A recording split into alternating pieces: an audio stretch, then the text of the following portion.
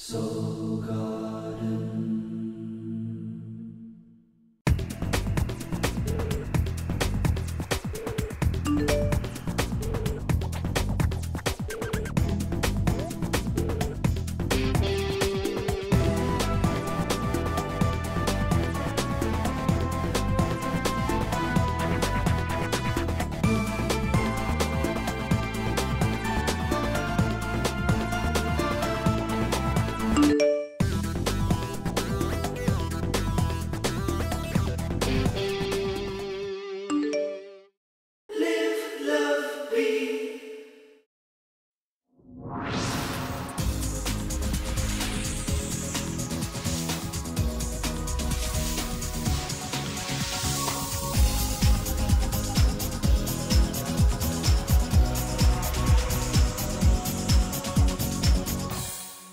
Hello my captains and welcome back to Soul Horoscopes Weekly Edition. My name is Christopher Witecki. I'm your host to the universe.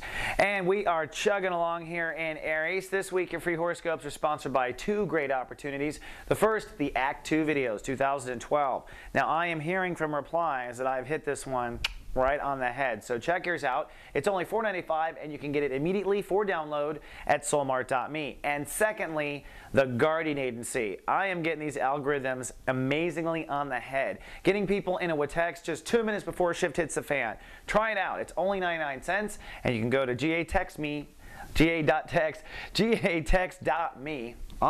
for more information. Now, this particular month is a biggie. It's a doozy.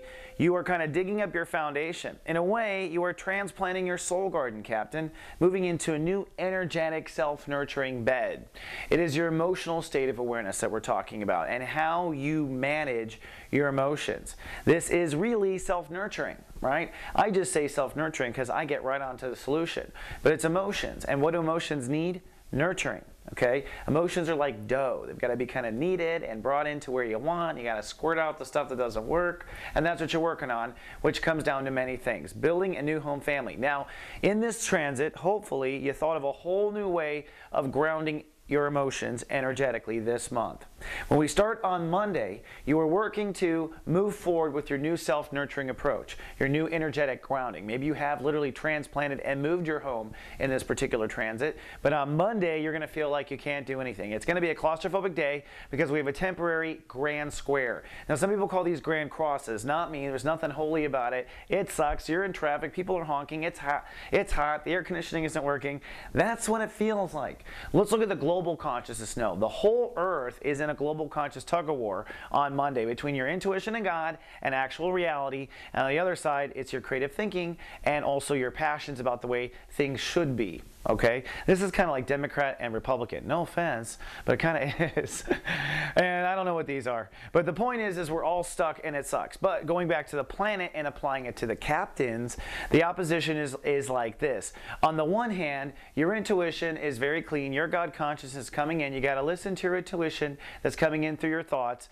But at the same time, you're reluctant about what you actually believe in, about what you want to put your money where your mouth is. So it's what you're being told intuitively to what your actual beliefs are on the other hand. And then you have Venus and Gemini, all right? Now this opposition with the moon, your emotions are very passionate on the subconscious level of wanting to believe in yourself, wanting to be there. You're struggling for inner faith is what it is on the inside, but you're looking for hard reality, hard facts, reasons to believe on practical reality. So you're living it literally in the same kind as the whole global consciousness. You're going to have faith and hold space. But you know what I always say on a day like this? Don't do anything. Call in sick. Take it off. Come chat on Soul Garden because there's really nothing you can do. The universe is rearranging things around you. Things change on Tuesday.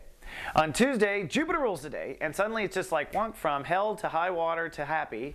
And what this is the square breaks, emotions shift. You're still private, you're still spiritual, you're still on the inside with all of your emotions, but there's no holding you back. And look at this, a yod comes back. A yod, which is God giving us the finger. This is our dilated yod, as I like to say, giving us a couple of little instructions of how to hold space in the next couple of days, particularly on Tuesday. And what it's saying is, On the one hand, you want to innovate the way you take care of yourself. Always, always, always. So your house will never be done being built. Your soul garden will never be done being tended to. You will always be weeding and tending to your emotions for a good 10 years. That's one thing. The other is hold the right attitude. Hold the right attitude, and the attitude to hold is your connection to God consciousness. Mercury is direct, so hold the attitude and constantly consider that you're going to always have to innovate the way you take care of yourself. That's basically what the yacht is saying. But it's a very spiritual day. I think you're kind of withdrawn. Then things go different on Wednesday. Okay, they go different in a square way. Uranus rules a day, so after this day of thanks God, now we get another kind of constipated moment. These are fears, unfortunately, popping up, and Uranus ruling the day means it's time to make a go for it. Uranus in this chapter is going to be really kind of this is going to be a day where people are going to maybe not pass or graduate this particular lesson because they're not willing to take an emotional risk. All right, so the universe is really kind of putting a gun to your head saying red or black. Which is it going to be? Which are you going to go? And in your case, it's, are you going to jump and leap for the self-nurturing that you deserve, for the soul garden and the base that you need? Are you going to take care of yourself the way you need to? Or are you going to say you're not strong enough and hold back and hope someone else will come and help you? That's really the other side of it. And fears riddle the whole day with this, right? On the one hand, you're not convinced that you can pull this life off, says Venus in this particular area, and mostly your mind. And that's because your beliefs aren't completely on board, and maybe you're not listening to your intuition. So it's complicated, and what you have to do is jump. Then lastly, this grandpa, this particular square between Uranus and Pluto, last time we saw this was in the roaring 20s, okay? This actually is a huge struggle for you to break free. The universe wants you to jump and always be changing the way you take care of yourself. But that means you're going to have to leave behind the whole story. In other words, you're going to have to type up a new resume and throw away the old one. Are you willing to do that? That's the big one, I think, for Capricorns, and that's the big fear, right? Nothing roaring about that. Now, for those of you who are watched over by my past life with texts on this day, they were a roaring success actually last week, and so I've learned how to do it. We're going to get to fear. Subconscious fear may be triggered from a past life, but it gets you thinking in a way that's good. So looking for past life fears from your personal texts. Then we move to Thursday. And Thursday is the bell is rung. Universe literally rings our bell. Does this look familiar? It's that grand trine we had a while back. What happens is the moon comes into Capricorn, so you are cloudy but cool, and it crosses Pluto. So, wong, basically the bell is rung to say, are you going to let go of that old resume, of that old statue of you, right, that we keep talking about? If you say yes or no, it doesn't matter. These two parts of your life get rung. On the one hand, Jupiter, which is your inner child, all of a sudden I think gets excited, that's a good thing, or gets afraid because a lot's going to change, but that's not a bad thing. And then your belief structure suddenly comes kind of into tune. So it is kind of a tuning moment on Thursday. It's going to be really interesting. And Mercury rules the day, so you're going to be very chatty and out talking and things like that, I do believe, because you're feeling the moon in your sign. Now don't forget, on Thursdays and Tuesdays, we have office hours, Soul Mart office hours with our Soul Mart practitioners at 11 a.m. That's on the mothership at soulgarden.me. This is a little shot of Master One Feather and Carolyn, who both volunteer in this time. And as of now, we're giving you discounts. If you end up on camera, you get a coupon from us that you can use in Soul Mart. So it's a way of kind of auditioning us, and we give you a coupon. It's win-win, as always, at Soul Garden. Then we move to Friday. It's fun that Friday, and it's a quiet Friday. After all this week, it's kind of quiet. Like crickets. Venus is ruling the day on Friday, so we really feel kind of the quiet spring vibration that is somewhat cliche to all of us. The moon is still in Capricorn, coasting. I think you're sunny and cool is what I predicted.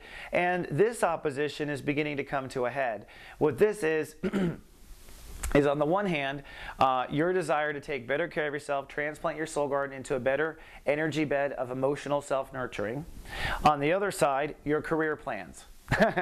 So your career plans are retrograding, which means, you know, right now, taking care of you is more important than your career. You got to trust the universe, and that's what this opposition is about. Now, we also have SG live on Fridays, by the way, so if you want to come down and chat with us on this peaceful day, Carolyn Nagel and myself and special guest, Zodiac Director Bernadette Morgan, are live on webcam. We have chat. We can even talk to you on your webcam. It's crazy cool technology, and if you can't make it live, well, it is recorded, and we are a hoot, so come on down.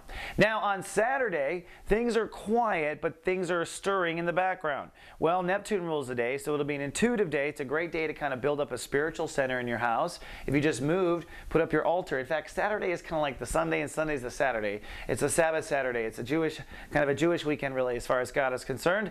And we are logging into our higher self on Saturday in a very spiritual way and getting answers. The moon moves into Aquarius, so you're probably productive. You're getting a lot of things done. You're wanting to go shopping, that sort of thing. You know what I'm talking about. But the most important thing is Mars. Mars is direct. That's our masculine aggressive energy. So finally you stop reconsidering what you believe in. You are clear by Saturday. In fact, a lot of things are clear by Saturday. The intuition might help. Actually, by Sunday, everything is clear. Let's look at Sunday. Sunday, Saturn rules the day, and that means that it is time to decide, or in this case, commit. You are committing to the new house.